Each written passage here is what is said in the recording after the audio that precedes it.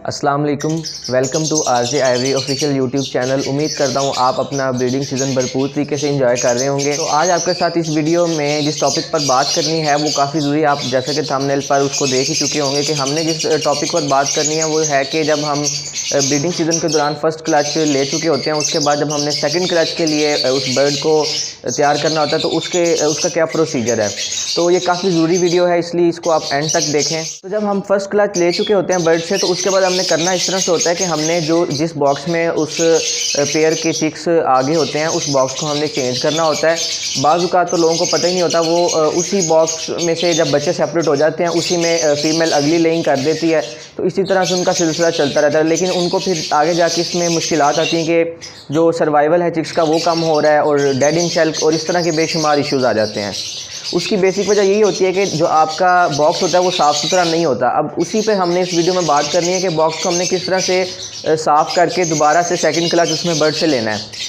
एक तो यहाँ पे कुछ लोग करते हैं कि वो जब फर्स्ट क्लच ले लेते हैं उसके बाद वो बॉक्स उतार देते हैं कुछ दिन के लिए, वो समझते हैं कि इस तरह से हम उस पेयर को रेस्ट दे लेंगे।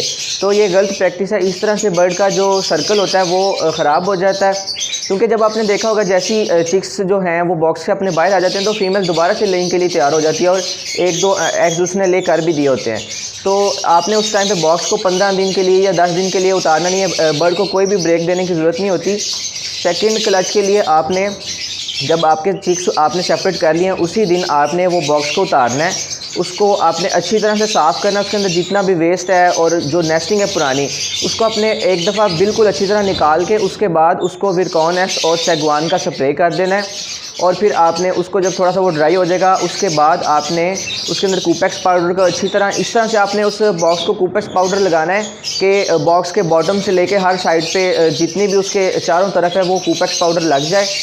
और उसके बाद जो नेस्टिंग मटेरियल होता है उसको भी आपने विरकॉन एस और सैगवान का स्प्रे करके उसके बॉक्स में रख के तो बॉक्स आपने उसी टाइम पे आपने उस पेयर को लगा देना है। तो इस तरह से पेयर आपका डिस्टर्ब नहीं होता। और अगर दूसरी तरफ ये भी होता है बाज़ औक़ात के जब अभी चिक्स बाहर मुकम्मल तरह से निकले भी नहीं होते तो फीमेल एक या दो एग ले कर देती है, तो उस टाइम पे भी आपने परेशान नहीं होना।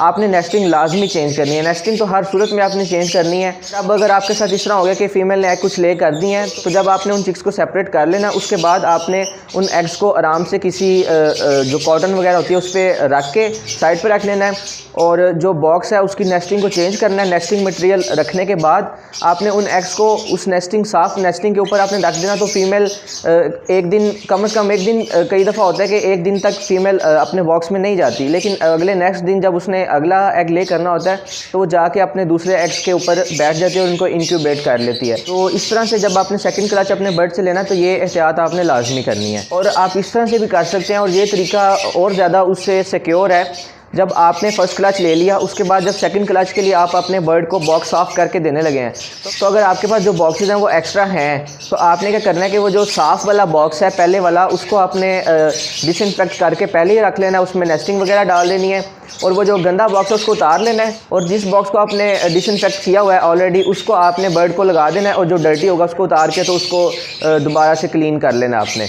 तो इस तरह से भी आप कर सकते हैं। और अगर आपके पास बॉक्सेस कम है तो जो आपको मैंने तरीका पहले बताया कि आपने उसको अच्छी तरह से क्लीन करना है। तो ये ऐसा करना ज़रूरी इसलिए है क्योंकि जब एक क्लच फीमेल उसमें ले कर देती है, जो चिक्स भी आते हैं उनकी वेस्ट भी होती है और दूसरा थोड़ी सी नमी की वजह से, क्योंकि आजकल नमी के थोड़ा जो सेकंड क्लच होता है अमूमन ज़रा नमी वाले दिन हो जाते हैं, तो उस टाइम पे बॉक्स के अंदर नमी होने के वजह से काफ़ी इस तरह से बैक्टीरियाज वगैरह पैदा हो सकते हैं। तो अगर आप उसकी सफाई नहीं मुकम्मल तरीके से करेंगे तो जो अंडे भी होंगे वो भी डेड इन शेल होने का उनका खतरा होगा और जो अगर चिक्स आ जाते हैं तो उनमें भी बीमारियां वो मुंतकिल हो सकती हैं। तो इसलिए इस चीज़ की एहतियात लाजमी करनी ताकि आप एक अच्छी ब्रीड ले सकें अपने पेयर से।